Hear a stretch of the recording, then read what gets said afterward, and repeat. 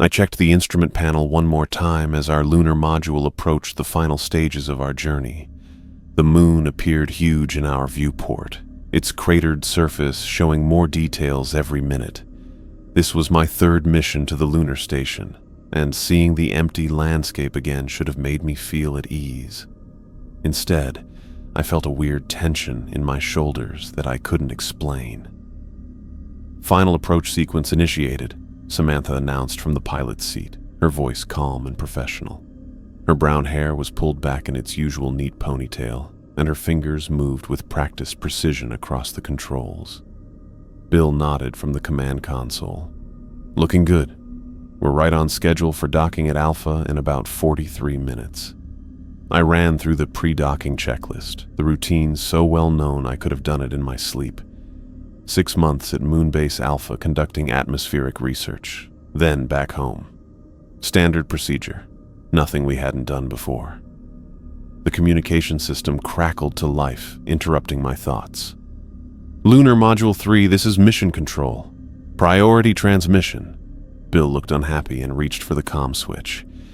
"This is Commander Anderson. Go ahead, Mission Control. Divert to Moonbase Bravo immediately. Chemical leak detected at Alpha.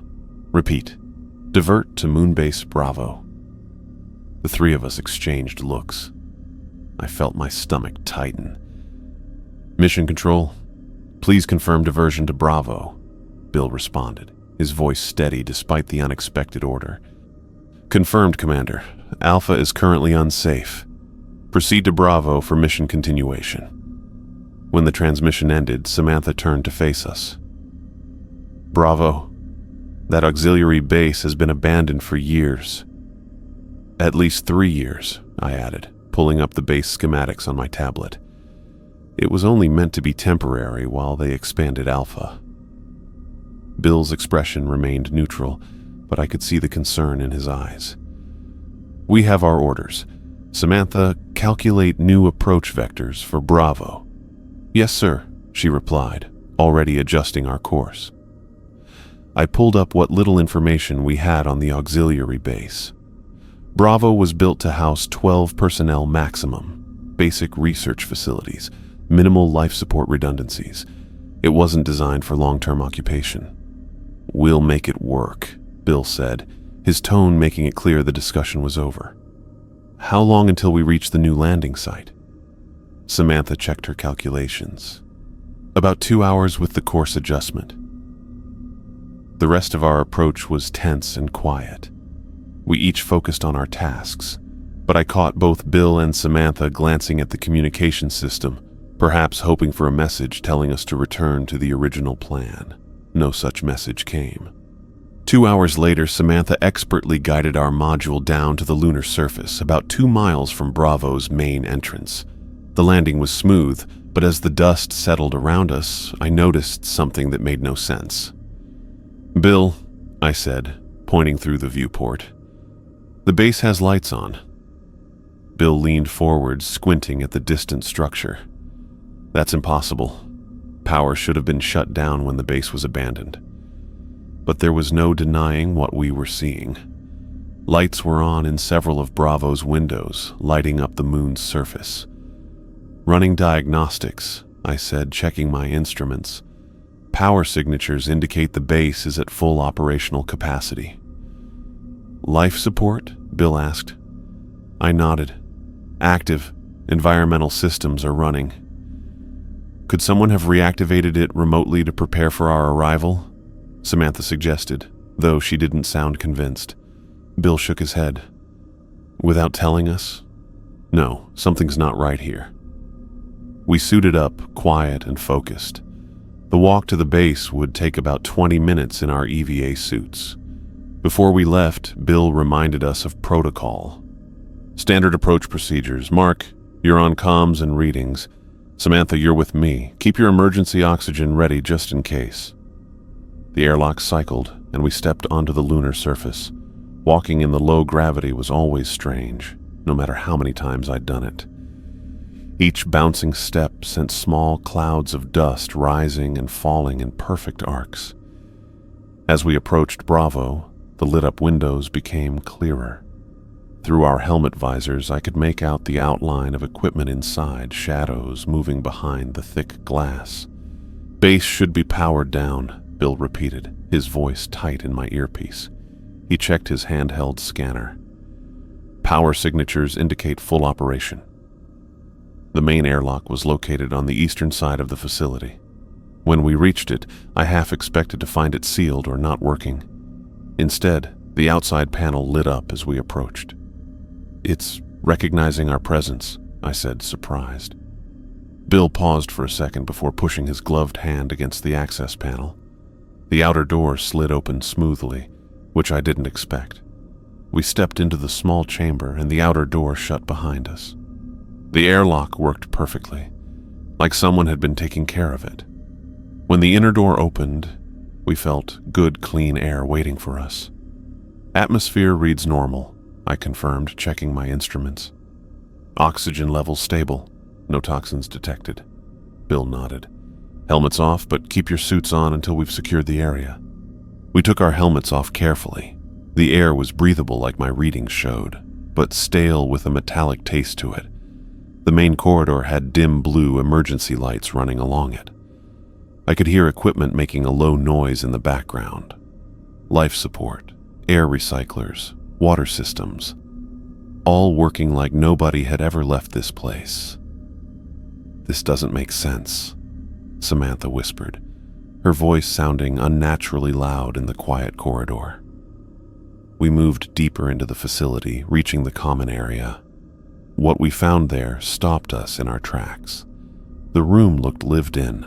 A table in the center held 3 mugs with the remnants of coffee in them. Food packages were stacked neatly on a counter, some opened and partially used. A tablet lay on the table beside one of the mugs.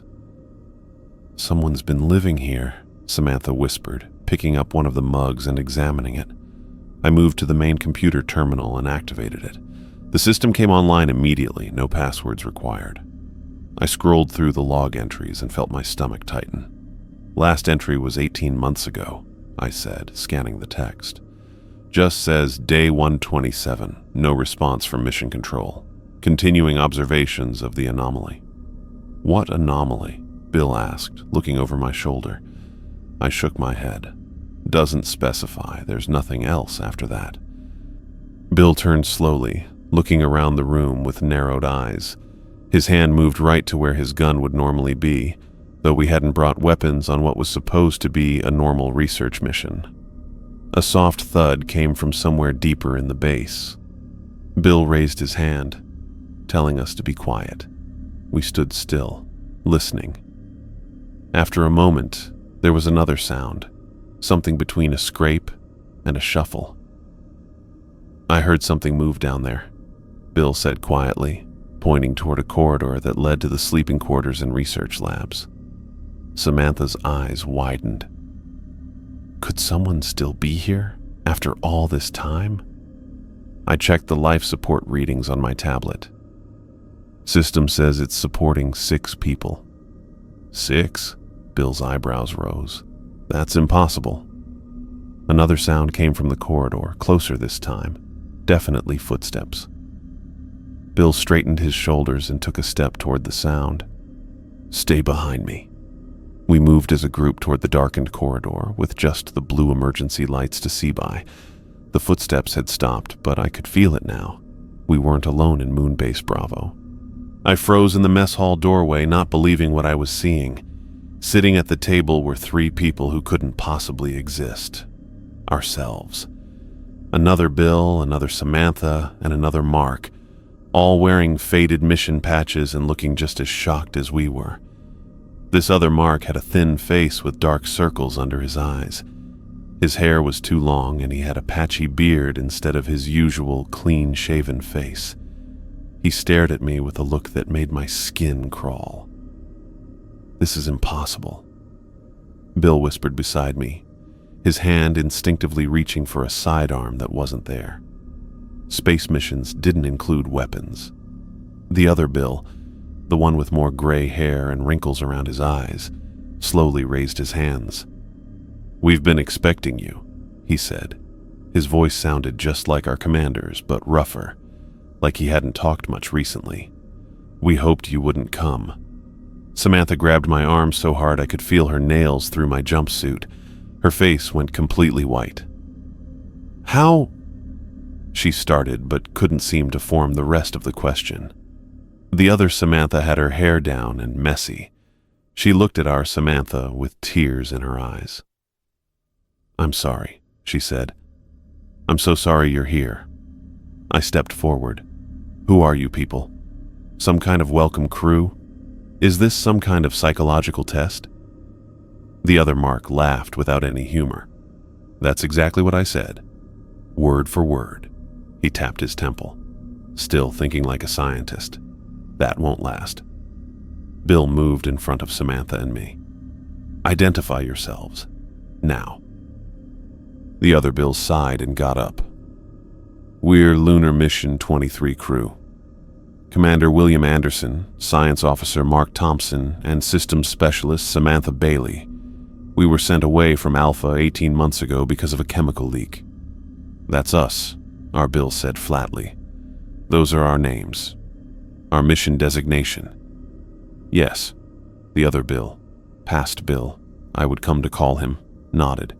"We're you, or you're us. Time works differently here." Past Samantha wiped her eyes and spoke through her tears. "We were told to divert to Bravo, just like you. Our module crashed after landing. We've been stranded here ever since." My mind raced through possible explanations. Hallucinations from oxygen deprivation, some kind of elaborate hoax, clones, twins, imposters. None made sense. I pulled out my tablet and accessed the mission database. If these people were who they claimed to be, there should be records. I searched for Lunar Mission 23 and found it immediately. I felt sick as I read the report. "According to this," I said, my voice sounding distant to my own ears. "Lunar Mission 23 was lost with all hands 18 months ago when their module experienced catastrophic failure during landing at Moon Base Bravo. Declared dead," Past Mark said, his eyes darting around nervously. "Makes sense. No one could have survived that crash." He leaned forward, lowering his voice. "We're you from the past. Time works differently here. You'll see." Our Bill took a step back. "We need to discuss this privately," he said to Samantha and me. We went back to the corridor outside the mess hall and stood close together. "They can't be us," Samantha whispered.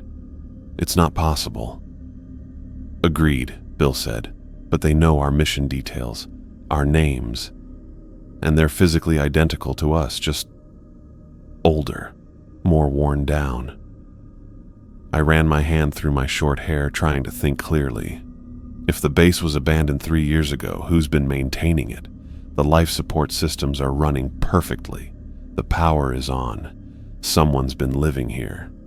"Them, apparently," Bill said, glancing back toward the mess hall. "But how? And why tell us they're us from the past? It makes no sense." "We need to contact Mission Control," I said. "Request immediate extraction.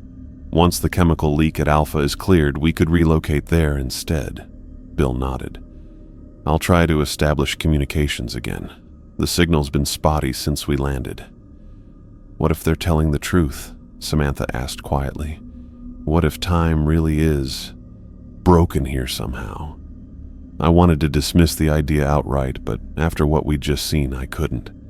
Then we need to figure out what's causing it and how to fix it. But first, we need more information.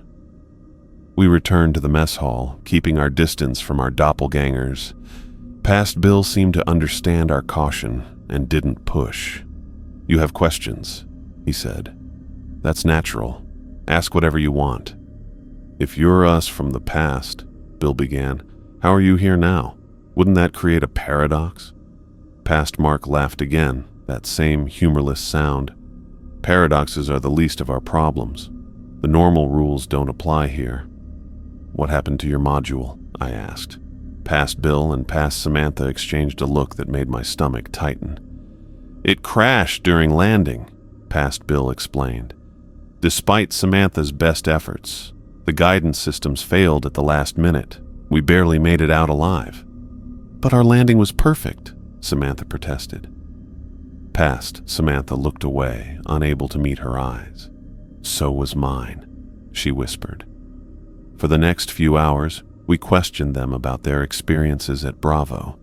Their answers were detailed but often cryptic, as if they were holding back crucial information.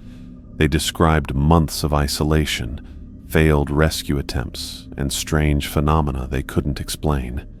Communications with Earth are unreliable, Past Bill told us. Sometimes messages get through, sometimes they don't. Sometimes they arrive before they're sent. As night came, or what we called night on our lunar schedule, Bill got a weak connection with Mission Control. The message was full of static, but we understood enough to know the situation at Alpha wasn't fixed yet. No one could come get us anytime soon. I tried to sleep that night in the crew quarters our duplicates had given us, in a part of the base far from their rooms. My mind kept going back to the impossible meeting, looking for logical explanations, but not finding any. A huge explosion woke me up suddenly. The whole base shook, and alarms started blaring through all the hallways. I jumped out of bed, running into Bill and Samantha in the hall. "What was that?" Samantha asked, her voice tight with fear. "Sounded like it came from outside," Bill said, already moving toward the EVA prep room. "Suit up, now." We put on our pressure suits quickly and smoothly, though my hands shook as I secured my helmet. Within minutes, we were cycling through the airlock and stepping onto the lunar surface. I stopped dead in my tracks at what I saw. Our lunar module, which we had landed safely just 3 days ago, was on fire. In the vacuum of space, the fire burned without making a sound, destroying our only way off this place. Broken metal and debris lay scattered across the lunar surface, some pieces still glowing red hot. "That's impossible," Samantha whispered through the comm. "I checked all systems before we left. Everything was nominal." "It was perfect," came a voice from behind us. Past Bill had suited up and followed us outside. Just like ours was, until it wasn't. I turned to look at him. I could see his face through his helmet visor. He didn't look surprised, just resigned. "It always happens," he said, gesturing toward the burning wreckage. "Now you're trapped too." The flames bounced off his visor as he talked. I looked back at what was left of our only way home and felt sick to my stomach. We were stuck on Moonbase Bravo, with copies of ourselves and a mystery that made no scientific sense. As the flames started dying out in the oxygen-starved environment, I realized our problem was way worse than just a broken ship. Something wasn't right about this place. Something that didn't follow the rules of physics and maybe even time. And now we were trapped here, just like our copies had been for the past 18 months. After the shock of watching our lunar module burn under the moon's empty sky, we went back inside Moonbase Bravo in stunned silence. I checked my watch, not even 24 hours since we got here, and we'd already lost our only way home. The next week went by in a blur of confusion and growing worry. We fell into a nervous routine, sharing the base with our past selves while trying to keep things somewhat normal. Bill set up rules that kept our group apart from theirs when possible, but the base's small space made it impossible to stay completely separated. I sat at the small desk in my room, typing on the tablet as I updated our ship's log. Writing everything down helped me stay focused when everything else felt like it was falling apart. "Day 7 at Moonbase Bravo," I typed. "Module explosion continues to match the pattern described by the other crew." I paused, still uncomfortable with calling them our past selves. "Supplies remain adequate. Water recycling at 97% efficiency. Air quality nominal. No rescue communication from Earth despite repeated attempts." I saved the entry and leaned back in my chair. The quarters were Spartan. A narrow bed, the desk, a small storage locker, and not much else. The walls were standard issue gray composite material, but someone had drawn small marks in the corner near the ceiling. Looking closer, I realized they were tally marks, like someone counting days. Exactly 18 months worth of days. A knock on my door pulled me back to reality. "Come in," I called.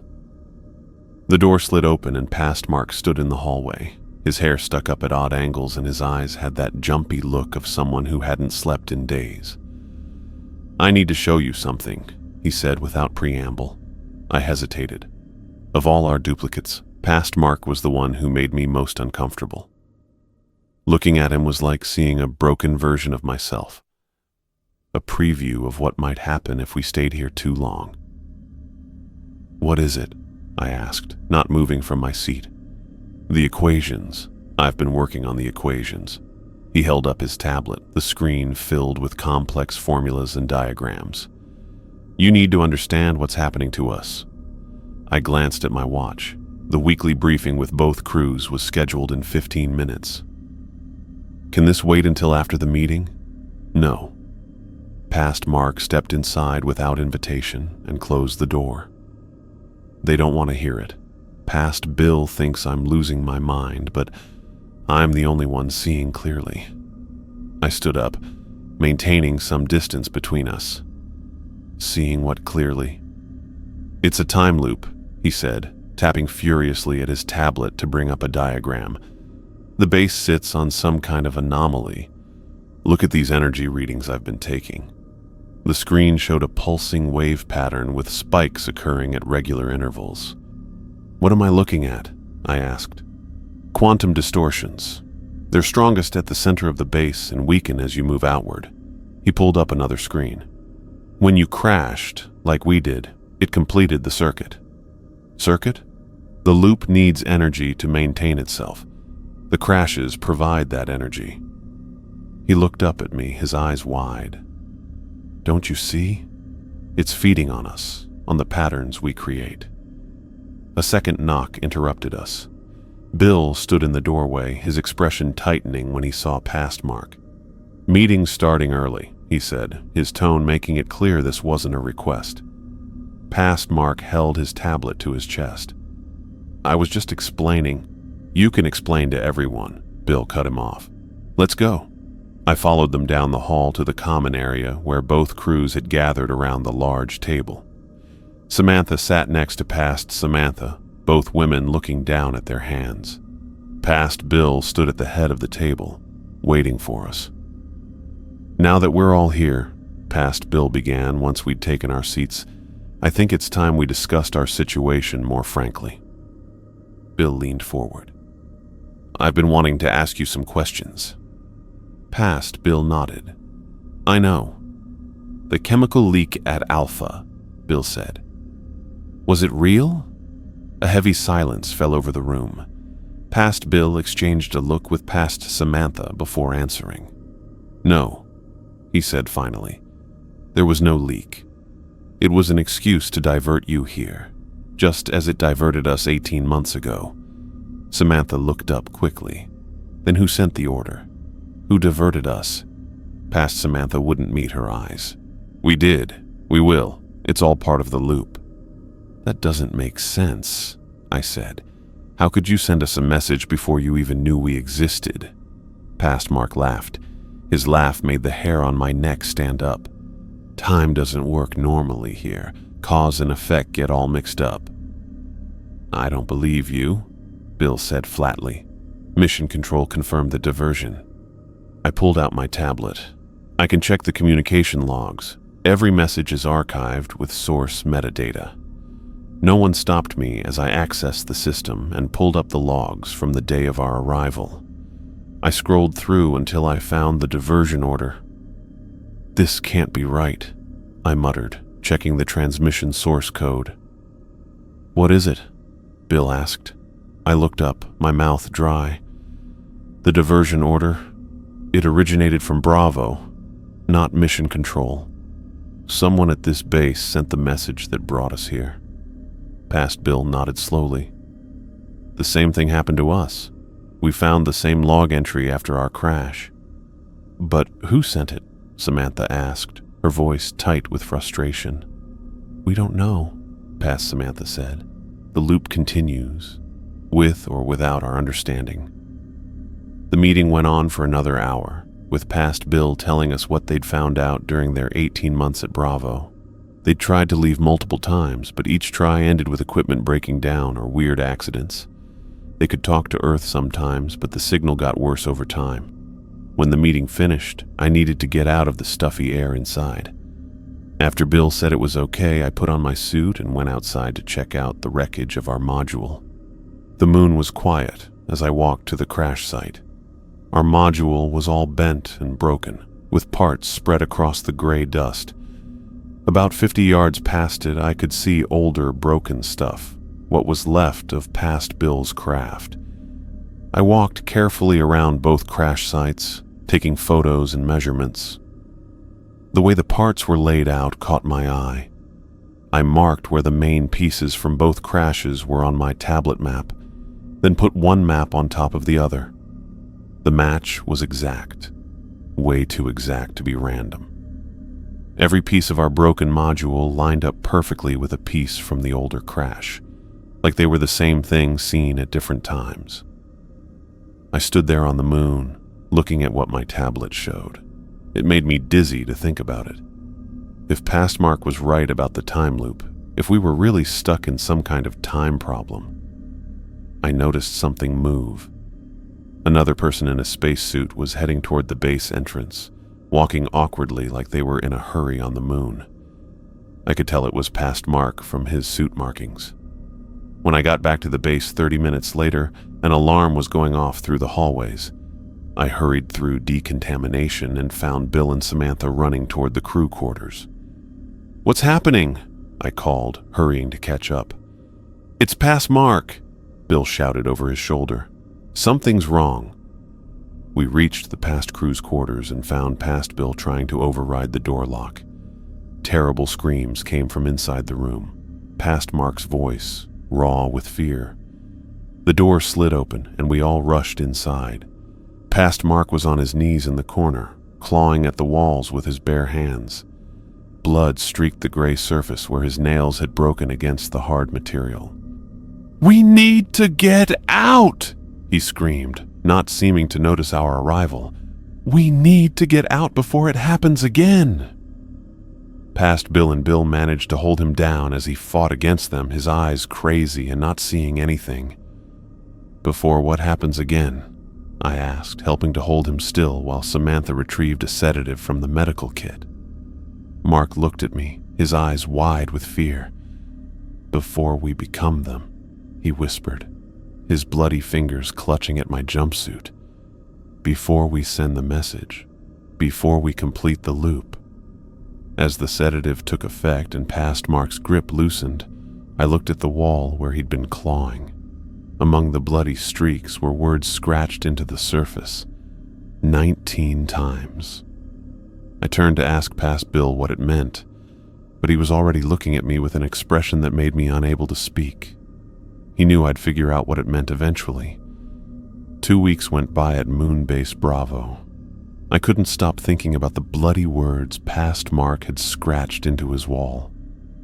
19 times. Every time I asked Past Bill about their meaning, he looked away and changed the subject.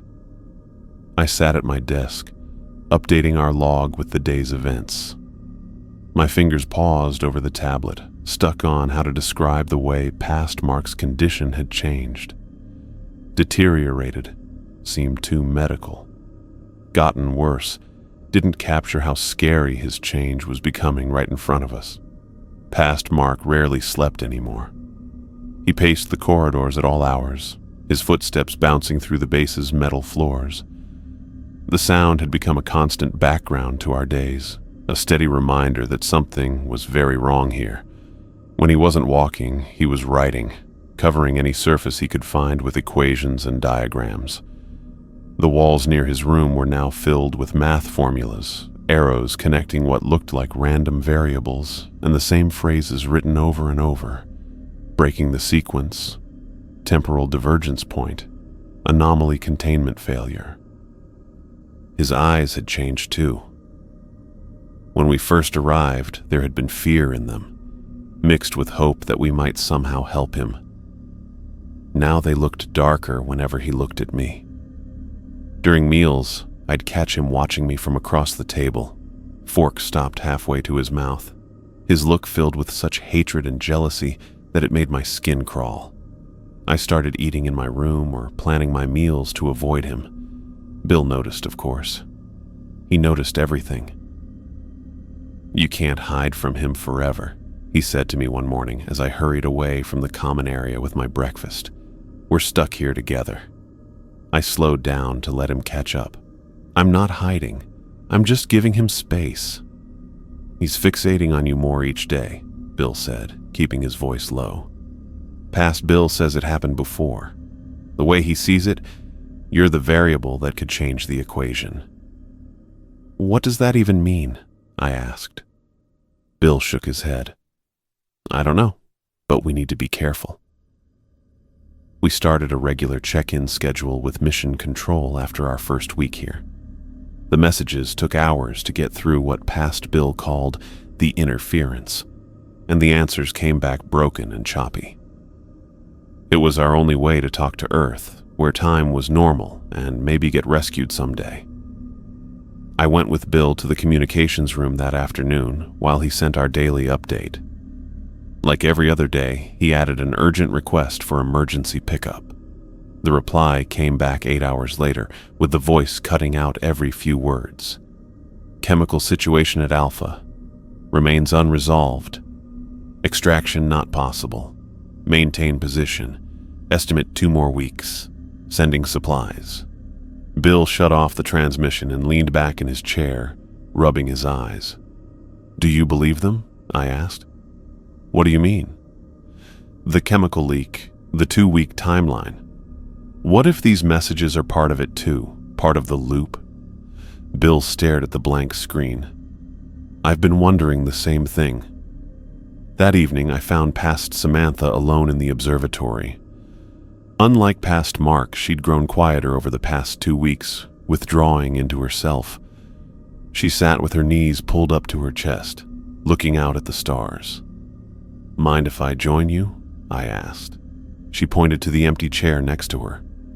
Close up, I could see the dark circles under her eyes and how her jumpsuit looked too big on her. She wasn't eating enough. "Do you ever wonder if the stars are the same?" she asked without looking at me. "If we're seeing the same sky everyone else is, or if even that's different here?" I hadn't thought about it, I admitted. She pulled a small notebook from her pocket and held it out to me. "I found this yesterday. It's my journal from when we first arrived." I took it carefully. The cover was worn, the pages dog-eared from frequent handling. "I stopped writing after the first 3 months," she said. "It felt pointless to keep track anymore. Time becomes meaningless here." I opened the journal. Her handwriting filled page after page, neat at first, then getting more hurried and messy. Dates were at the top of each entry, though sometimes she'd crossed them out and rewritten them, like she'd lost track. "Did you receive messages from Mission Control too?" I asked, looking up from the journal. "About extraction?" She gave a small, sad smile. 2 more weeks, always 2 more weeks. And the supplies they promised? Never came. She turned to face me fully. "Have you figured it out yet? What the 19 means?" My chest tightened. "No. You will." She looked back at the stars. "Samantha already suspects. I can see it in her face when she looks at me. She knows she's becoming me." I wanted to argue, to tell her our Samantha was fine, but I couldn't get the words out. The truth was, Samantha had been quieter lately too, watching her past self with growing worry. The next morning, I found a new addition to past Mark's wall equations, a circle with 19 hash marks around its edge, with an arrow pointing to where he'd written Mark 19 and Mark 18. Beside it, he'd scratched "Loop integrity failing. Sequence must be broken." "What are you working on?" I asked, trying to keep my voice casual. He spun around, eyes wide with surprise, before narrowing in suspicion. "You're studying my work." "I'm just curious," I said, taking a step back. "Maybe I can help." "Help?" He let out a harsh laugh. "You're the problem, you and all the others." "What others?" I pressed. "The 18 before us?" His face changed, like he suddenly realized something. "So you do know. You're just pretending." He moved closer and lowered his voice. "Which one sent you? Was it Mark 17? Did he warn you about me?" "No one sent me," I said, backing away. "I'm just trying to understand what's happening here." "Liar," he hissed. "You stole my research. You're using it to manipulate the loop." I turned and walked away quickly, his accusations following me down the hall. When I got to the common area, I found Bill and Past Bill drinking coffee in tense silence. "Past Mark is getting worse," I said without preamble. Bill nodded. Past Bill was just telling me. Past Bill looked tired, with more wrinkles around his eyes than he had 2 weeks ago. It happens every time. The scientist breaks first, too analytical, too aware of the impossibility. "Every time?" I repeated. "How many times has this happened?" Past Bill's eyes met mine, then looked away. "You saw the wall." That night at dinner, all 6 of us sat together at the large table in the mess hall. The silence felt uncomfortable, broken only by the scrape of utensils against plates. Samantha sat next to her past self, both women picking at their food without interest. Bill and Past Bill ate steadily, watching Past Mark from the corners of their eyes. I kept my head down, focusing on my meal, but I could feel Past Mark watching me. When I finally looked up, his eyes were on me, his fork squeezed so tight in his hand that his knuckles had turned white. "You know what I realized today?" he said, his voice unnaturally loud in the quiet room. "He's reading my notes." He pointed his fork at me. "Every night when I sleep, he goes through my research." "No one's reading your notes, Mark," Past Bill said firmly. "I've seen him!" Past Mark's voice rose. "He's stealing my work to use it against me." "That's not true," I said. "I haven't touched your research." "Liar!" Past Mark suddenly lunged across the table, fork aimed at my face like a weapon. I jerked backward, my chair tipping over as I fell. The fork missed my eye by inches, slashing across my cheek instead. Bill and Past Bill jumped into action, grabbing Past Mark and pulling him away. He fought against them, yelling wildly, his face twisted with anger. Samantha pressed a napkin to my bleeding cheek while Past Samantha watched with a blank stare, like she knew what was happening already. Later that night, after they gave Past Mark something to calm him down and locked him in his room, the 4 of us, Bill, Past Bill, Samantha, and I, met in the observatory to talk about what happened. "We need to restrict contact between the crews," Bill said, his voice firm. "Especially between Mark and Past Mark." Past Bill nodded. "We expected this. It's why we tried to prepare you." "Prepare us for what?" Samantha asked, her voice sharp with fear and frustration. "What aren't you telling us?" Past Bill and Past. Samantha exchanged a look I couldn't interpret. "We'd hoped this cycle might be different," Past Samantha said quietly. "What cycle?" I demanded. "What is the 19 about?" No one answered. The silence stretched until Bill broke it with a sigh. "Get some rest, everyone. We'll establish new protocols in the morning." I couldn't sleep that night. My cheek hurt where Past Mark's fork had cut me, but it was all the questions without answers that kept me awake. Around 3 a.m., I gave up and decided to check out the parts of the base we hadn't fully looked through yet. The lower level had storage rooms and maintenance areas. Most were unlocked and filled with what you'd expect: food supplies, water recycling equipment, spare parts for the life support systems. But at the end of the hallway, I found a door that wouldn't open with my access code. I tried Bill's override code, which he'd given me for emergencies. The lock clicked, and the door opened to show a small room with storage lockers along the walls. The air inside smelled stale, like nobody had been there for months or longer. I opened the first locker and found a tablet and a handwritten journal. The log was labeled Lunar Mission 23, Commander William Anderson. It was Bill's handwriting, but the dates were wrong. According to this log, it had been written 18 months ago when our copies arrived. The next locker had another set of identical logs, but with small differences in the entries. Slight changes in wording, in events, in reactions, and then another set and another. By the time Samantha found me, I was sitting on the floor, surrounded by 18 sets of mission logs, all describing the same events with minor differences, each one stopping suddenly. "Mark?" Her voice was barely above a whisper. "What is all this?" I looked up at her, the truth finally sinking in. "We're not the second crew to arrive here," I said. "We're the 19th. She picked up one of the journals, looking through pages that talked about things we'd already gone through. The diversion to Bravo, finding duplicates, the module crash. "Look at the handwriting," I said. "They're all from different versions of us." "But how?" she asked. "The anomaly past Mark keeps talking about. It's not just bending time. It's repeating it over and over, each cycle slightly different from the last." Samantha sat down beside me, her face pale in the dim light. "And it always ends the same way?" I pointed to the abrupt endings of each journal. "Something happens, something none of them live to write about." "Past Mark knows," she said. "That's why he's losing his mind. And past Bill and past Samantha know too. They've been trying to warn us without telling us directly." We sat in silence, surrounded by the evidence of 18 failed attempts to break free of whatever held us in its grip at Moon Base Bravo.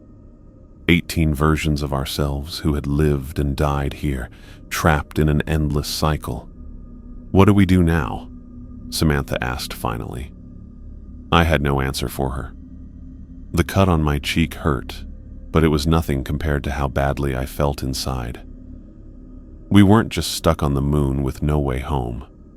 We were stuck in time, following a path that other versions of us had already walked. And somewhere in the base, past Mark was already planning his next move, thinking I was the enemy he needed to get rid of to break the cycle. When I saw how much he hated me as he came at me with that fork, I knew this was just the start of our problems. Finding 18 old mission logs killed any hope that we were the first ones stuck here. Samantha and I stayed up all night reading through each journal, checking how each cycle was different, hunting for anything that could help us escape this loop. By morning, we had nothing, just 18 copies of the same bad dream playing out slightly differently each time. When we showed Bill what we found, he looked like he'd instantly gotten way older. "We need to tell the others," he said finally. Past Bill took the news really calmly, like he'd known it was coming. Past Samantha just nodded with blank eyes. Past Mark, though, went completely off the rails after that. His paranoia turned into full-on psychosis. "You're all part of it," he screamed during dinner that evening, throwing his tray against the wall. "Puppets in the game, every one of you." Over the following weeks, his episodes got worse and more violent. He ripped apart his room, covered every surface with increasingly crazy equations, and blamed everyone, especially me, of messing up his attempts to break the loop. 1 month after we got to Moon Base Bravo, I helped Bill move a steel medical cabinet against the wall of the converted medical bay. We'd spent the morning making the room stronger, taking out anything past Mark could use as a weapon, and putting in a window in the door to watch him. "That should hold," Bill said, stepping back to inspect our work. "Pass me that screwdriver." I handed it to him, watching as he secured the cabinet to the floor bolts. Turning the medical bay into a locked-up holding area felt like crossing a line we couldn't go back from, like we were finally admitting that one of us was beyond help. "What triggered his last attack?" I asked. Bill tightened the final bolt before answering. He saw Samantha making tally marks on her arm. Claimed she was signaling to the others about his progress. Yesterday's incident had been the worst yet. Past Mark had lunged at Samantha in the corridor, grabbing her by the throat and slamming her against the wall. He'd been screaming about conspiracies and signals while his fingers tightened around her neck. If Bill and Past Bill hadn't pulled him off, he might have killed her. "We need a sedation schedule," Bill said, wiping sweat from his forehead. Something to keep him calm but not completely out of it. Past Bill said they tried total sedation last time, and it only made him worse when they brought him out. Past Bill stood in the doorway watching us work. The weeks had drawn deeper lines into his face. He looked tired in a way sleep couldn't fix. "We had to do the same thing," he said, nodding toward our modifications. "It always progresses this way. The scientist breaks first, then the pilot, then..." He trailed off. "Then what?" I asked. He shook his head. "You'll see soon enough." Through the window, I could see past Mark, strapped to the bed. The drugs had worn off enough that his eyes were open, but he wasn't fighting against the restraints anymore. His lips kept moving, mumbling equations and theories nobody else could hear. "How long did you keep him like this?" Bill asked. Past Bill looked at his crewmate. "Until the end." The thought made my stomach twist. I turned away from the window, unable to look at the man with my face who had gone crazy. I didn't want to see what I might become. I left Bill and Past Bill talking about sedation protocols and went to find Samantha. She hadn't shown up for breakfast, and I was worried about her. Since the attack, she'd pulled away even more. I found her in the observatory, sitting cross-legged on the floor by the big viewing window. Her back was to me, but I could tell from her shoulders that she knew I was there. "Breakfast is ready if you want some," I offered, stopping a few feet behind her. She didn't turn around. "I'm not hungry." I moved closer and sat down beside her. That's when I saw what she was doing. With a black marker, she was drawing careful tally marks on her left forearm. 31 identical lines. "Samantha," I said carefully, "what are those?" She finished drawing the last mark before answering. "Days. 1 month at Bravo." The marks were neat, lined up perfectly, like she'd been counting them for a long time. Past Samantha showed me her identical marks yesterday, she said, finally looking up at me. Her eyes held a distant quality that made me uneasy. "I'm becoming her." "No, you're not," I insisted. "You're still you." She gave me a small, sad smile. That's what I would have said a month ago. But look. She rolled up her right sleeve to reveal more marks, these less precise, scattered across her skin like frantic scratches. "I don't remember making these. I found them this morning." My chest tightened. "Maybe you did it in your sleep." Past Samantha has them too, in exactly the same pattern. She traced the chaotic marks with her finger. She doesn't remember making them either. I didn't know what to say to that. More and more stuff kept showing up that proved we were stuck in this crazy cycle, and each new thing we found was worse than the one before. "Have you seen what Bill's been doing?" she asked. I shook my head.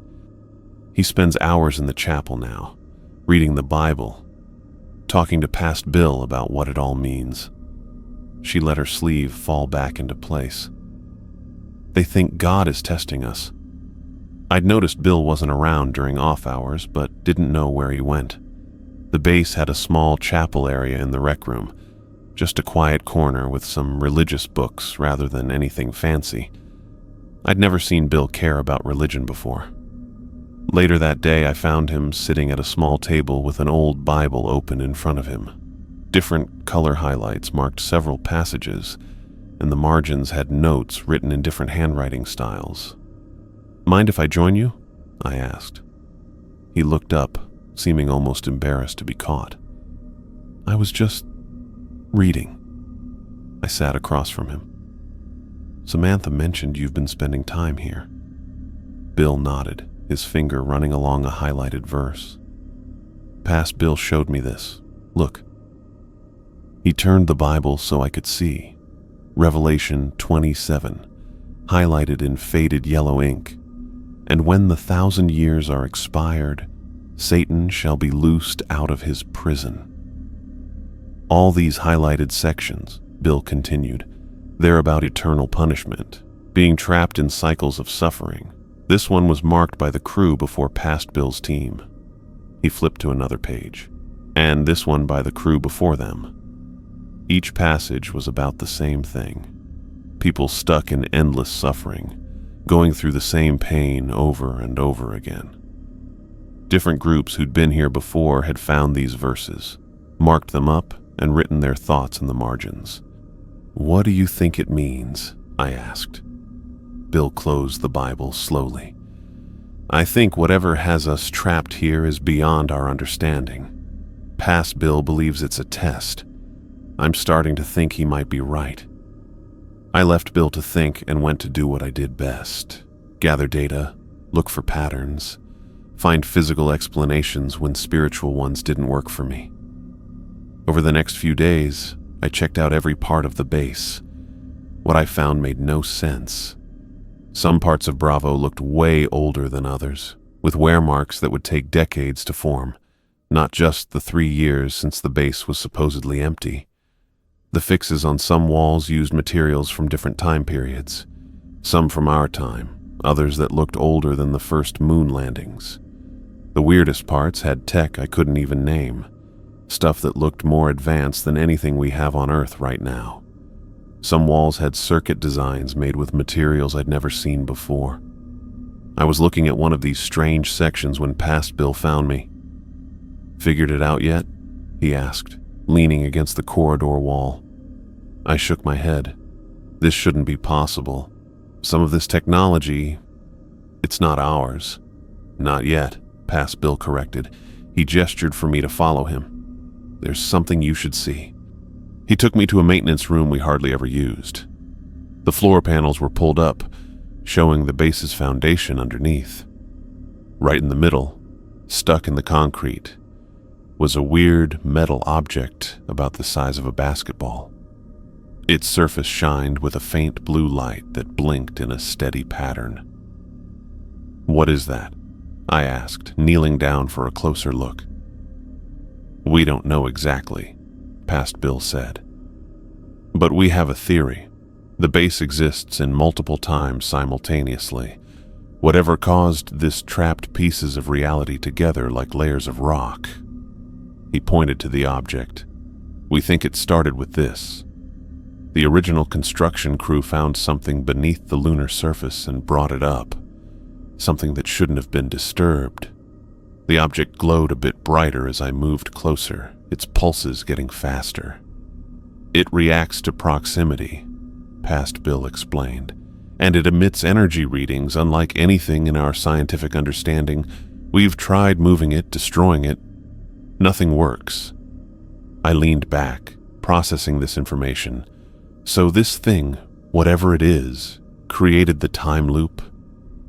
Or it's a physical manifestation of the loop itself? Past Bill shrugged. "Your guess is as good as mine."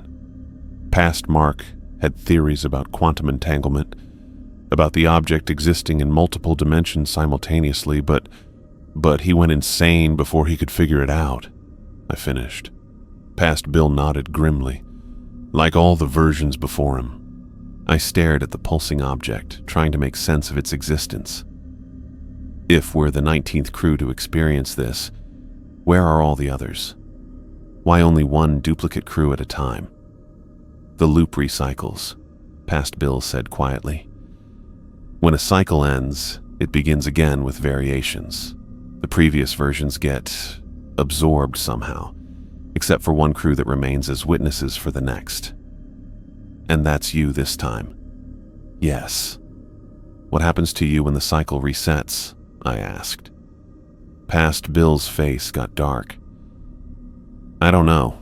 None of us do. Maybe we cease to exist. Maybe we become part of the next loop in some way we don't understand. I thought of the 18 sets of logs we'd found, each one ending abruptly. How does it end, the cycle? He turned away from the object. I couldn't see his face clearly anymore. You already know too much. Knowledge only speeds up the progression. Past Mark knew, I pressed. That's why he broke. Yes.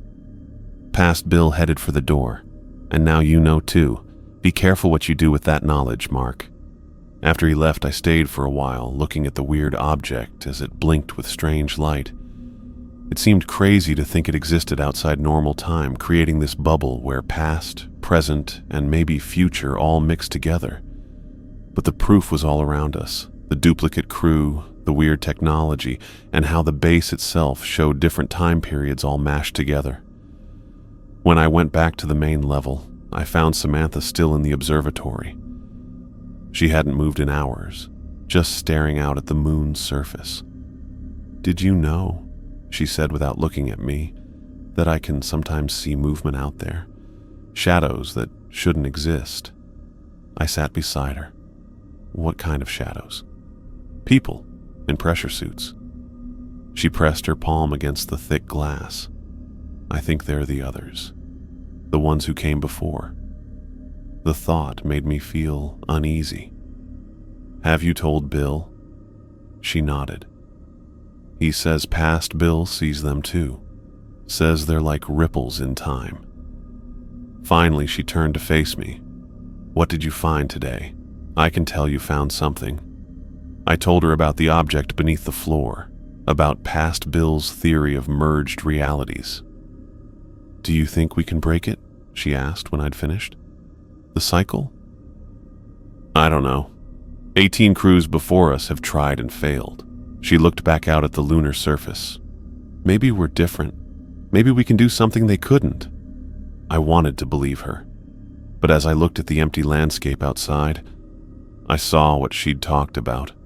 A shadow moving where it shouldn't be. The outline of a spacesuit that looked wavy for a second before it disappeared. I finally understood why past Mark had lost his mind. The truth was just too much for anyone to handle. We were stuck in a time loop, trapped with pieces of our past and future selves, going around and around this alien thing that made no sense. And somewhere in the base, locked up in our homemade cell, past Mark kept saying his equations over and over. I wondered how long until I ended up just like him.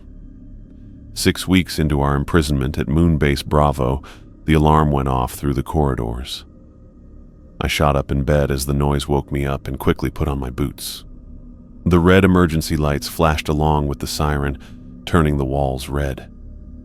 I grabbed the small electric prod we'd made from spare parts. We needed it for past Mark, who kept getting more violent. The alarm could only mean one thing: he had gotten out.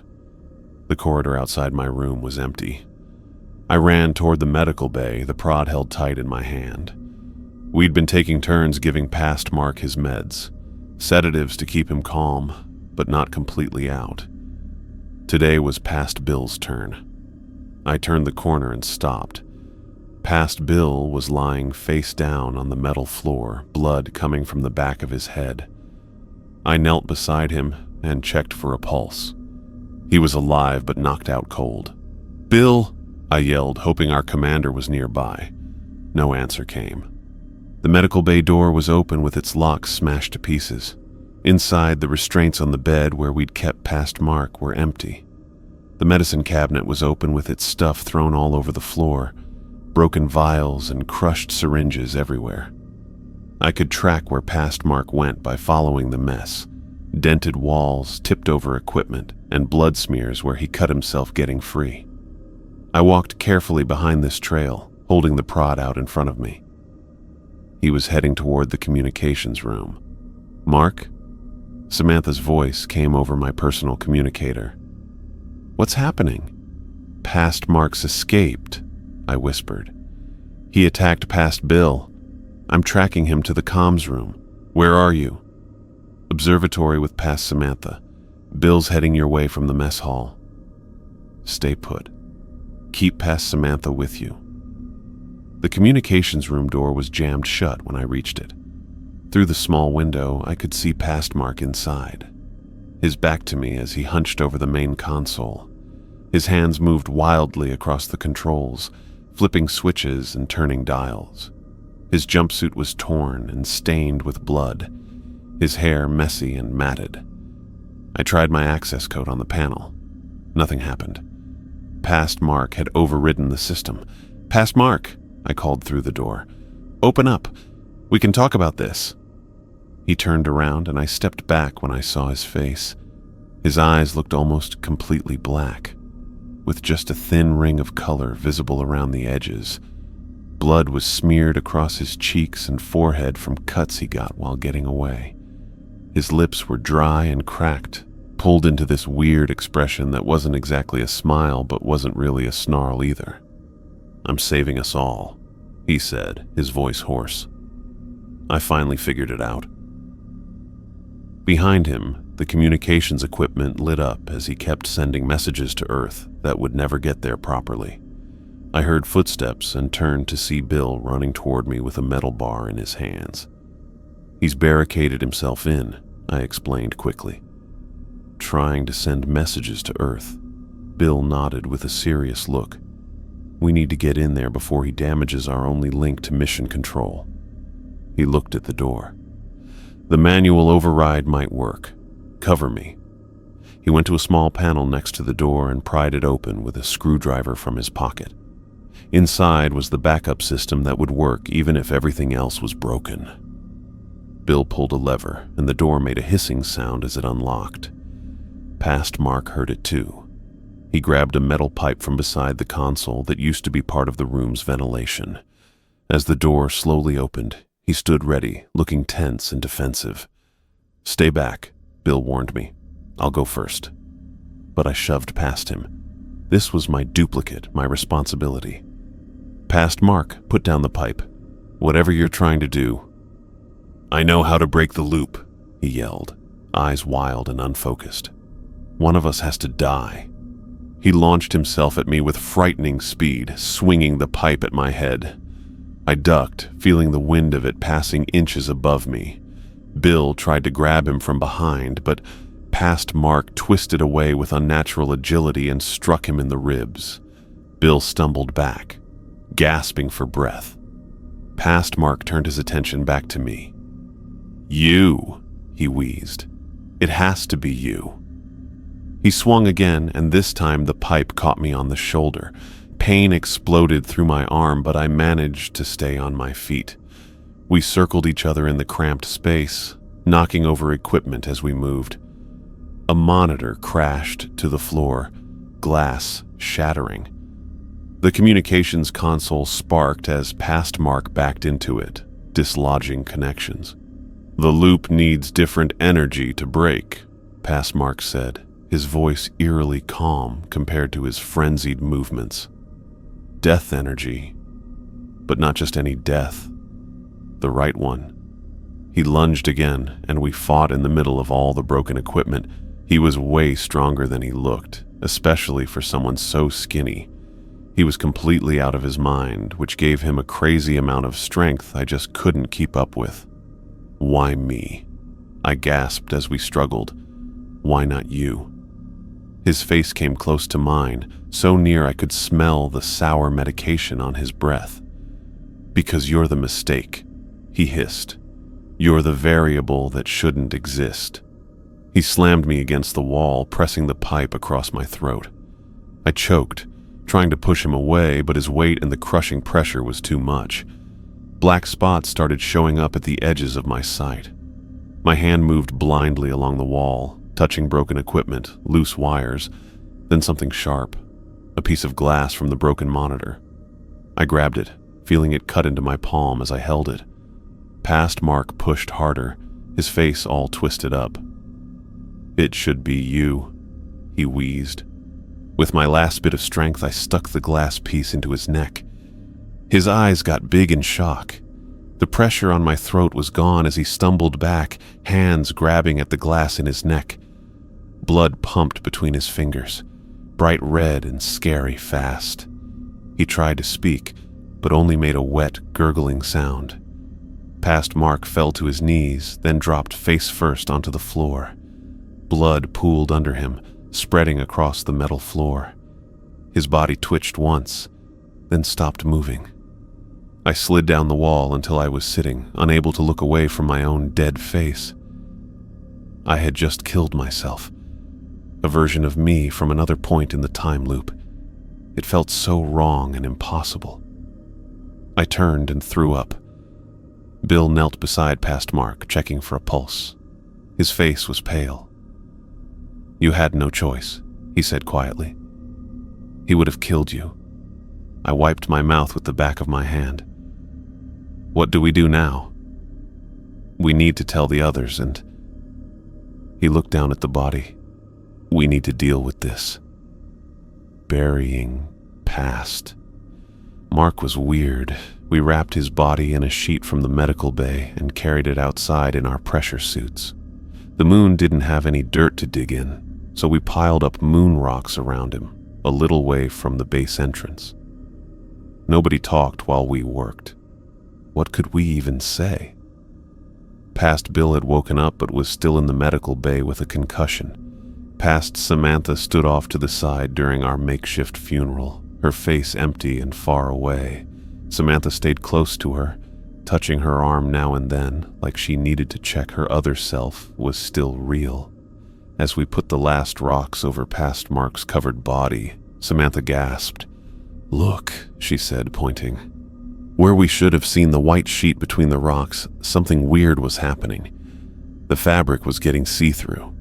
Through it, we could see Past Mark's body doing the same thing, slowly fading until we could see the moon's surface right through him. "What's happening?" I asked, my voice sounding strange through the suit's comm system. "The loop is reabsorbing him," came Past Bill's voice through our comms. He'd insisted on monitoring the burial from the medical bay. "When we die here, we don't stay dead. We become part of whatever's next." We watched in horror as Past Mark's body completely disappeared, leaving just an empty sheet that also vanished a few minutes later. Even the blood on the fabric faded away, like he'd never been there at all. Back at the base, I showered for almost an hour, trying to wash away the feeling of Past Mark's blood on my hands. I couldn't stop thinking about killing him. That night, I couldn't sleep. Every time I closed my eyes, I saw Past Mark's face as he died. I saw myself dying when I looked at him. I got up and walked through the quiet hallways, ending up outside Past Mark's old room. The room had been locked since his first violent outburst, when we'd moved him to the medical bay. Without thinking much, I typed in Bill's override code. The door slid open. Inside, the walls were covered with equations, diagrams, and scattered writing. Some directly on the walls, others on papers taped up in layers. The bed was against the wall with messy sheets. On the desk sat a leather-bound journal I knew was Past Mark's logbook. I picked it up, pausing before opening it. This felt like I was snooping, even if it was technically my own stuff. But Past Mark was gone, and his journal might have information that could help us escape this place. The early entries were normal. Daily reports, notes, theories about the base and the weird thing beneath it. But as I kept reading, the writing got messier, the theories crazier. Whole pages just had the same phrase written over and over: break the loop, break the loop, break the loop. Near the end of the journal, I found what I was looking for, and what I was afraid to find. Detailed plans for killing his future self. Me. Diagrams of the communications room. Notes on when I'd probably be alone, easy to attack. Ideas for weapons, methods, opportunities. The final page had just one paragraph, written in surprisingly neat handwriting. If you're reading this, I've failed, and you've killed me instead. That's acceptable. Death is the key. I'm almost certain of it now. The loop needs death energy to reset, but it also needs the right kind of death. Not suicide, not accident. Blood sacrifice. Willing or unwilling. If I'm right, my death will cause a change in the pattern. Watch for it. Be ready. I closed the journal, my hands shaking. Past Mark hadn't attacked me in a mindless rage. He had deliberately tried to create what he thought was a needed death to break the cycle. And I had given him exactly what he wanted. I went back to my room and stayed awake all night. I kept thinking about how killing Past Mark might be changing our time loop, and what it meant for the rest of us stuck in Moonbase Bravo. 2 months after arriving at Moonbase Bravo, I woke to Samantha's screams. The sound jerked me from a dreamless sleep, raw and primal in a way that went straight past thinking and pushed me into action. I threw off my blanket and ran barefoot through the cold metal corridors, following her cries to the common bathroom. Samantha stood in the doorway, hands pressed against her mouth, body stiff with shock. Inside the bathroom, water from the shower spray mixed with dark red streaks that swirled toward the drain. Past, Samantha lay crumpled on the tile floor, her skin pale white against the red blood pooling around her wrists. A sharp piece of mirror shined under the bright bathroom lights, its edge stained red. Bill arrived seconds after me, pushing past us both. He crouched next to Past Samantha, checking for a pulse he wouldn't find. The water kept falling, splashing over his shoulder as he leaned into the shower stall. "Turn it off," he said quietly. I reached in and twisted the knob. The sudden silence made everything worse. Now we could hear Samantha's ragged breathing behind us. "She told me yesterday she couldn't do it anymore," Samantha whispered, watching the loop continue, knowing what comes next. I turned to look at her. She was frozen, staring at her own dead body, one hand mindlessly rubbing her wrist. Her fingers went round and round over the same spot where Past Samantha had cut her veins. Bill got up, water dripping from his clothes. "We need to move her." "Where?" I asked. The question felt stupid the moment it left my mouth. We had no morgue, no proper place for a body. "Same as before," Bill said. We wrapped Past Samantha in a shower curtain, making sure not to look at her face with those awful cuts on her wrists. As we carried her through the hallways to the airlock, I kept looking over at Samantha, who walked a few steps behind us. She couldn't take her eyes off the bundle we were carrying. Outside on the moon's surface, we put Past Samantha next to the pile of rocks where we'd placed Past Mark 2 weeks ago. The pile looked smaller now. The rocks had moved a bit after his body disappeared. We stood in a half circle around the wrapped body, our breaths making fog on our helmet visors. Nobody said anything. What could we say that we hadn't already said when Past Mark died? Through the clear plastic of the shower curtain, I watched it start. The same weird change that had happened to Past Mark's body. Past Samantha's body started to fade, her edges turning see-through. In just minutes, we could see the moon dust through her chest, her face until only the bloody curtain was left. Then that disappeared too. Back inside the base, Samantha went straight to her room without saying anything. Bill and I cleaned the bathroom without talking, washing away all the blood until it was completely gone, just like Past Samantha's body on the surface. "Do you think that'll happen to all of us?" I asked as I wrung out a mop. Bill looked up from scrubbing the shower drain. "I think it happens to anyone who dies in the loop. They get recycled. That's what Past Mark was trying to tell us, about death energy feeding the loop." Bill nodded slowly. He might have been onto something. Past Bill has theories too. "You've been talking to him a lot. He understands this place better than any of us." Bill stood up, wincing at the stiffness in his knees. "I'm worried about Samantha." "Me too." We finished cleaning in silence. The bathroom looked normal again, with no sign of what happened there hours earlier. Even the mirror had been replaced. Bill found a spare in storage. No one mentioned the missing piece that past Samantha had used to end her life. Over the next few days, Samantha hardly spoke. She spent most of her time in the observatory, staring at Earth through the large window, or writing in a journal she wouldn't let anyone see. When she did interact with us, she acted more and more weird. At dinner 4 days after past Samantha's death, I placed a bowl of reconstituted soup in front of her. "Here you go, Samantha." She didn't respond, staring at the table. "Samantha?" I repeated. "Past Samantha?" Bill tried, his voice gentle. She looked up immediately. "Yes?" I felt a cold feeling inside me that surprised me. Samantha blinked, looking confused as she realized what had just happened. I'm sorry," she stammered. "I don't know why Bill reached across the table and squeezed her hand. "It's okay. We're all struggling." But it wasn't okay. Something was happening to Samantha. Something beyond normal grief or stress. She was losing her grip on her own identity, slipping into the role of the woman whose body we'd watched dissolve into nothingness. That night, unable to sleep, I went looking for Bill. The base felt different with only 5 of us left, emptier and too quiet.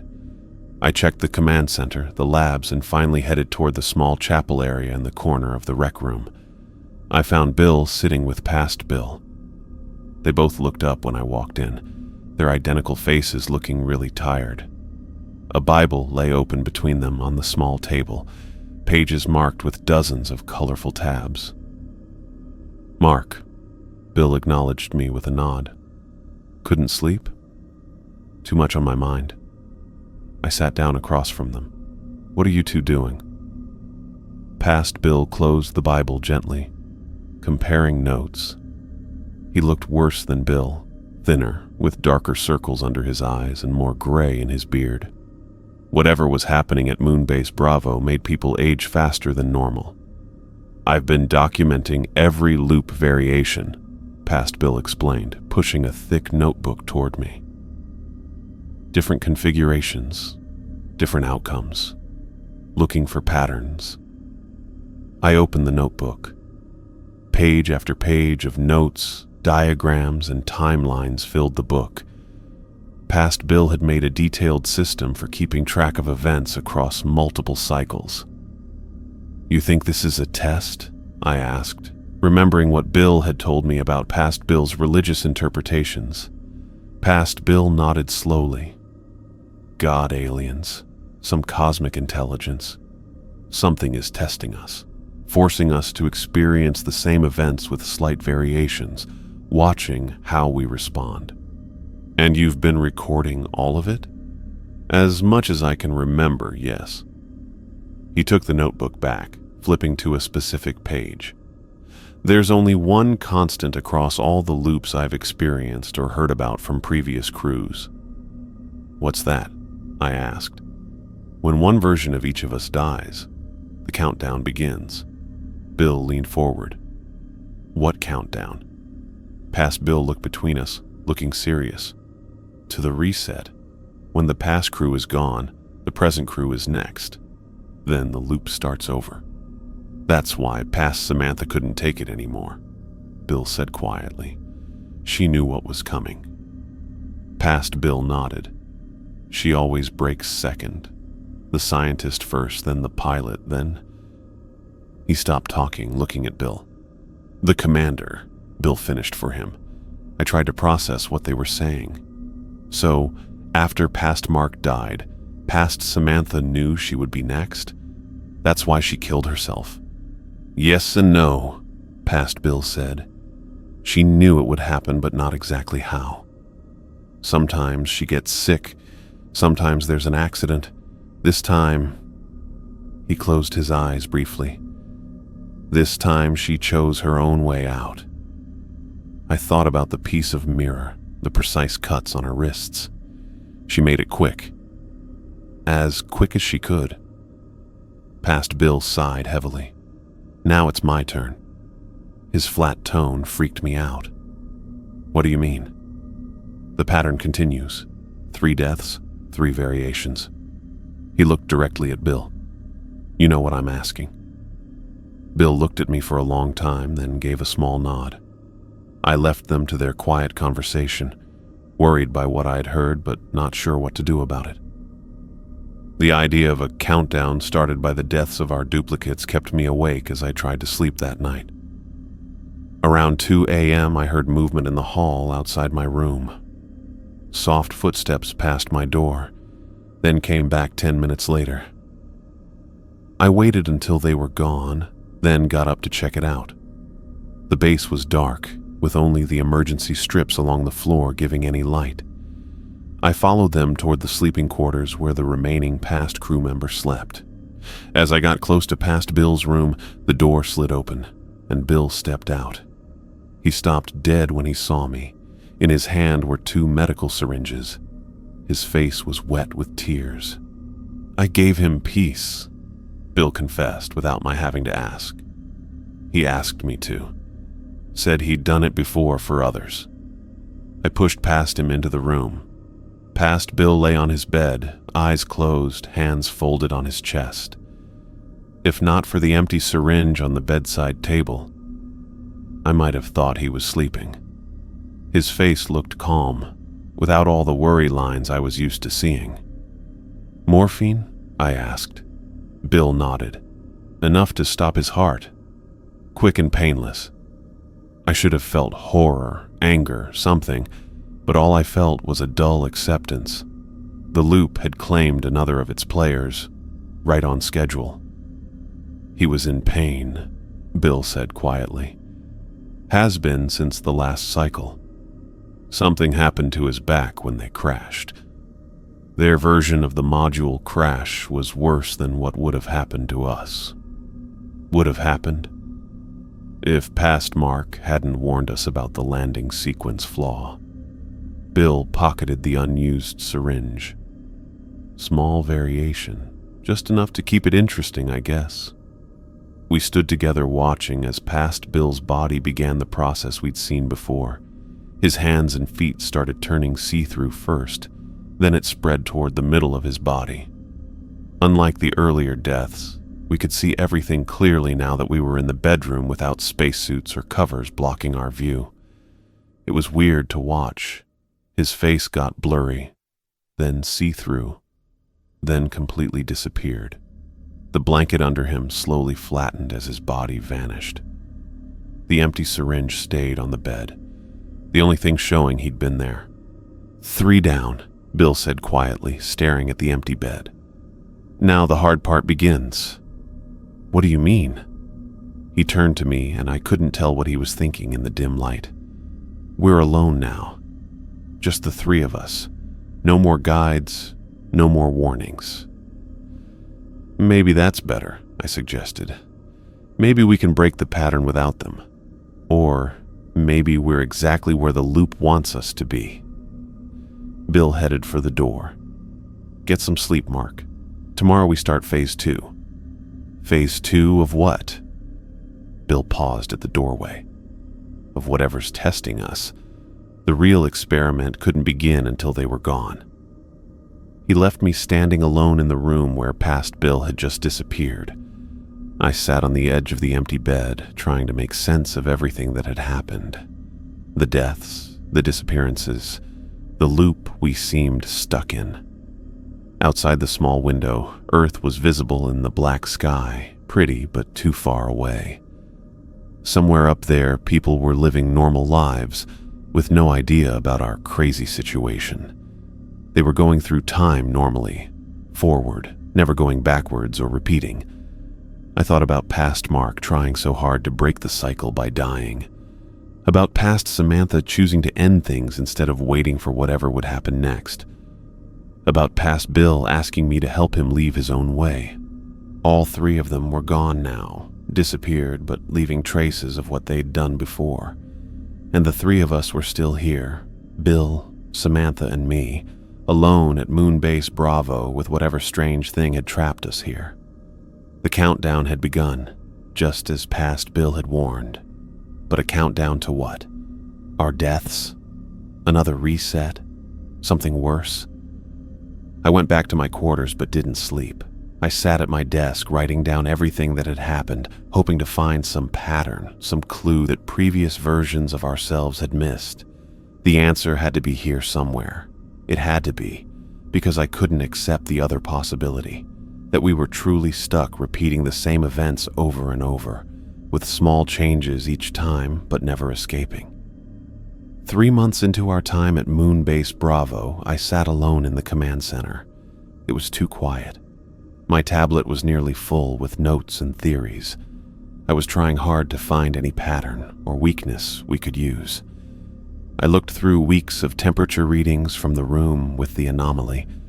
I sorted them different ways, by time, by moon phase, randomly, hoping to spot something useful.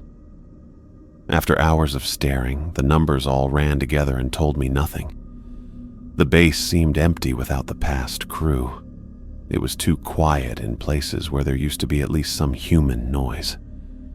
Now it was just the three of us in this big metal place, mostly staying away from each other. I closed the environmental program and opened the base plans again. There had to be something in the original designs that would explain why they built this particular base over whatever was under the surface. Maybe I missed something in my many times looking at the blueprints. My stomach growled, reminding me I'd skipped breakfast. I couldn't remember if I'd eaten dinner last night either. The days all mixed together now, except for my careful note-taking and the regular check-ins Bill made us do. I walked to the mess hall, my footsteps bouncing through the empty hallways. The lighting wasn't working right in several areas, blinking or going dim randomly. None of us had bothered to fix it. Samantha sat alone at the table, a cold cup of coffee in front of her. She didn't look up as I came in. Her hair hung loose and unwashed, and she'd lost enough weight that her jumpsuit hung from her shoulders. "Morning," I said, moving to the food storage unit. She didn't respond. I'd stopped expecting her to. Over the past few weeks, she'd spoken less and less until conversations had dwindled to nothing but necessary communication about base operations. I heated up a pouch of breakfast mix, rehydrated eggs, and something that looked like sausage, and sat across from her. She was staring at her reflection in the shiny metal table, one hand resting on it. "You should eat something," I said. Samantha's fingers made slow circles on the metal, trying to touch her reflection like she thought her hand might go through the surface.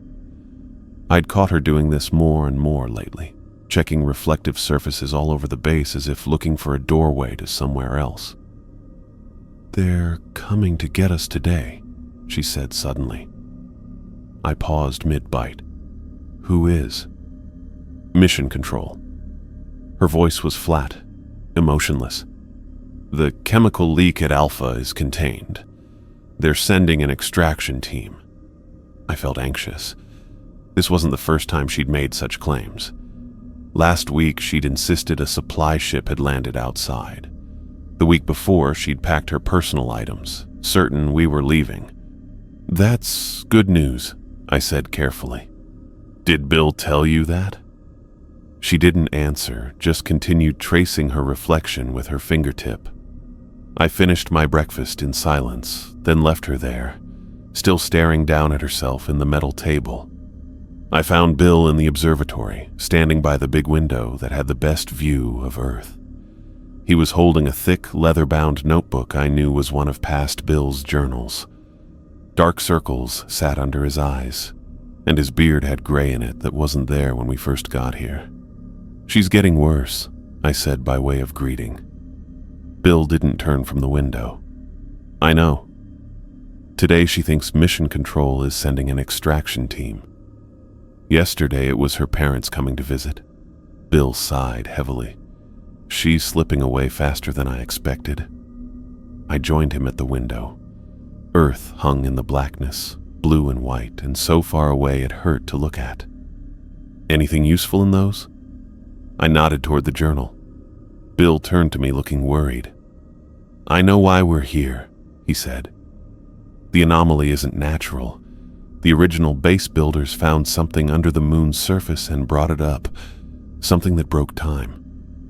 He handed me the journal, open to a page filled with past Bill's neat handwriting. Diagrams were all over the margins, showing cutaways of the moon's surface, the base's foundation, and the weird object we'd seen stuck in the floor of the maintenance room. They were mining for water ice, Bill continued as I skimmed the page. Standard procedure for establishing the first permanent moon bases, but 20 meters down, they hit something metallic where nothing metal should be. Object appears to be artificial, composition unknown, carbon dating impossible, electromagnetic readings off the scale, command decision to extract and study even though the science team objected. Keep reading, Bill urged. First temporal distortion noted 16 hours after extraction. Minor at first. Equipment failures, communication lags. By the third day, crew reporting severe déjà vu. Sixth day, 2 crew members encountered themselves in previously empty corridors. I looked up at Bill. Jesus. They knew something was wrong, Bill said, taking the journal back. They tried to return the object, bury it again. But by then it was too late. The effect had already taken hold. And mission control? Earth? Why didn't they send help? Bill flipped forward several pages. Communications became less reliable. Messages arrived before they were sent. Eventually, Earth stopped responding altogether, or at least that's how it seemed to the crew inside the distortion field. So what happened to the original crew, the ones who found the object? According to this, they died trying to destroy it. Explosives, drilling into it, even trying to launch it into space. Nothing worked. Bill closed the journal. And that was the first loop. Since then, it's been cycling through variations. Past Bill documented at least 19 distinct cycles. The number made my stomach drop. 19 times. That's what past Mark wrote on his wall. Bill nodded. Each loop is a little different, but always ends the same way, with 3 deaths followed by 3 suicides. Then a reset. No crew has ever broken the pattern. I walked back and forth by the window, trying to process everything. But if we know the pattern now, we can change it, do something different. Like what? Bill's voice was tired. Past Bill tried everything. They all did, and here we are anyway. There has to be something, I insisted, some variable they didn't account for. Bill put the journal down on a nearby console. I've spent weeks looking through these. Past Bill was really thorough. He wrote down every attempt, every theory, every failure. The object can't be destroyed, can't be taken out of the base. The loop can't be broken through normal means. We need to try something different, I said, desperation creeping into my voice. Bill reached into his pocket and put 2 syringes on the table between us. Past Bill prepared these before I helped him, enough morphine to stop our hearts. He pushed one toward me. We die on our terms, not as part of its design. I looked at the syringe on the table, with Earth visible through the window behind it. You think killing ourselves will break the loop? Past Samantha tried that. Past Bill, too. Not to break the loop, Bill said quietly. To deny it the satisfaction of watching us break down like they did. To choose our ending rather than having it thrust upon us. I picked up the syringe, weighing it in my hand. What about Samantha? Already done, Bill said, his voice cracking slightly. She asked me to help her an hour ago. She's gone, Mark. The words shocked me. I sank into a chair, still holding the syringe. She's gone. Just like that. Bill nodded. She came to me in tears, thinking clearly for the first time in weeks. Said she couldn't tell which Samantha she was anymore. Past, present, future. They were all blending together in her mind. I remembered her at the mess hall table, touching her reflection, the distant look in her eyes. The conversation we'd had that morning suddenly took on a new meaning. She'd known she was leaving, just not in the way I'd thought. "You should have told me," I said, anger flaring briefly. I could have said goodbye. She didn't want that. Bill sat across from me. She said it would be harder if you tried to talk her out of it. I looked down at the syringe in my hand, the anger fading as quickly as it had come. "So this is it? We just check out? Let the loop win?" "The loop wins regardless," Bill said. "But this way, we go peacefully, together, not alone and broken like they did." Through the window, Earth continued its slow arc across the lunar sky, oblivious to our fate. Somewhere up there, people were living normal lives, going to work, falling in love, growing old, all the things we would never do again. "Will we remember when it resets?" I asked. Bill shook his head. "I don't know. Past Bill thought there might be some bleed-through of memories, but nothing concrete."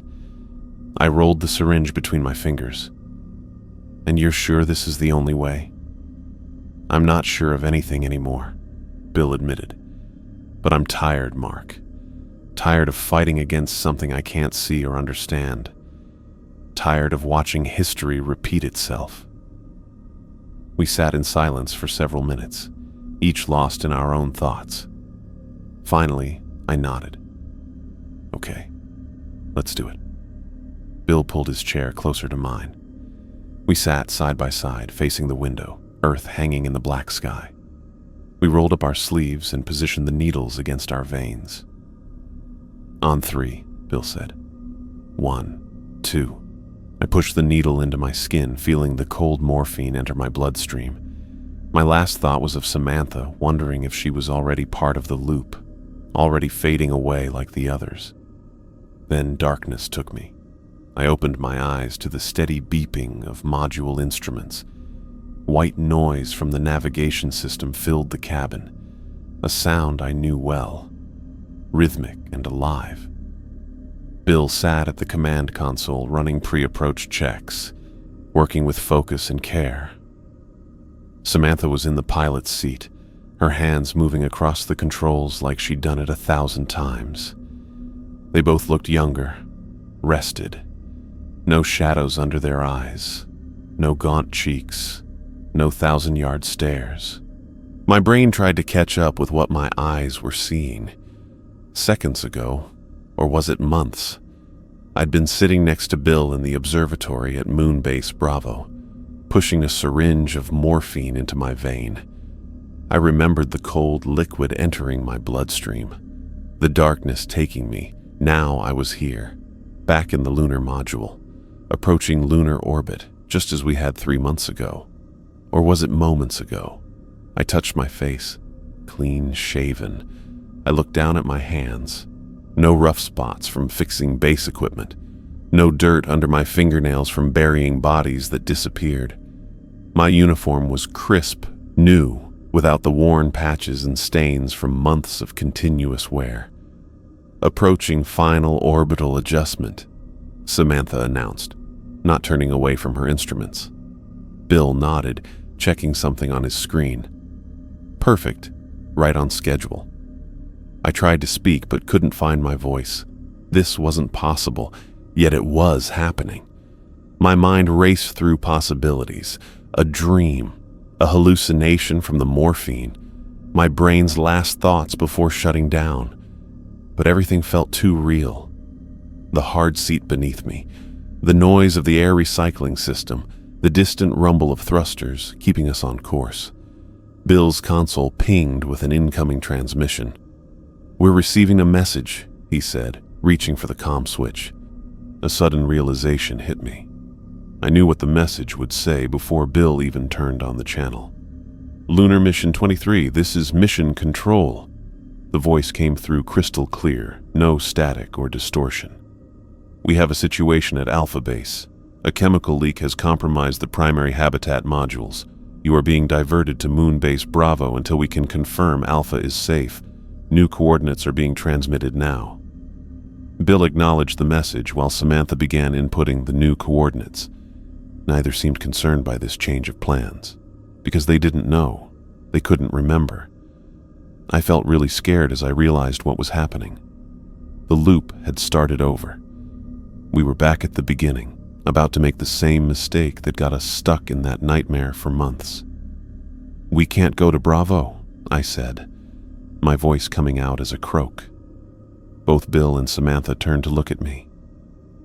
"What did you say?" Bill asked. "We can't go to Bravo," I repeated, louder now, pushing myself out of my seat. "It's a trap. There's something there, something that breaks time." Concern crossed Bill's face. "Mark, what's wrong? Are you feeling okay?" "No, listen to me." I moved toward the command console, my legs unsteady. "I've been through this before, we all have. Bravo isn't abandoned. There's a temporal anomaly there. If we land, we'll be trapped in a time loop." Samantha had stopped typing coordinates, her eyes wide. "Mark, you're not making sense." "There's something buried under the base," I continued, the words pouring out. "The original construction team found it, metallic, artificial. It fractured time, created a loop. We've been through this 19 times already." Bill stood up now, putting a hand on my shoulder. "Mark, sit down. You must be having some kind of episode. Space sickness, maybe." I shook his hand away. "I'm not sick. I remember everything. The base, the duplicates, the deaths, past Mark, past Samantha, past Bill. They died, and then we died too. I killed myself, Bill. You gave me the morphine. We both pushed the needle in, and then I woke up here." The concern on their faces had changed to alarm. Bill was moving toward the medical kit. I lunged for the communication system, pushing past him. I had to warn someone, anyone who would listen. "Mission Control, this is Mark Thompson," I shouted into the microphone. "Moonbase Bravo must be destroyed. It contains a temporal anomaly. Repeat, destroy Bravo immediately." Only static answered me. Bill pulled me away from the console. "That's enough!" His voice was hard now, commander mode activated. "Samantha, get the sedative!" "No!" I twisted out of his grip. "You have to believe me. This is the 20th loop. It never ends. We die every time." I looked over at my station. My notepad was open next to the systems monitor. I hadn't used it at all on this trip. We'd only been flying for a few hours. But the page was covered with writing. My writing. I grabbed it, my fingers shaking. The page was filled with calculations, diagrams, and warnings in my handwriting. But not exactly my current handwriting. It was a little different, more rushed and sharp-angled. It was how my writing would look after months of stress and fear at Moonbase Bravo. "Look at this." I thrust the pad toward Bill. "I didn't write this. Not yet. But it's my handwriting. What my handwriting becomes." Bill glanced at the notepad, then back at me. "Mark, please sit down. You're having some kind of psychological episode. Read it," I insisted.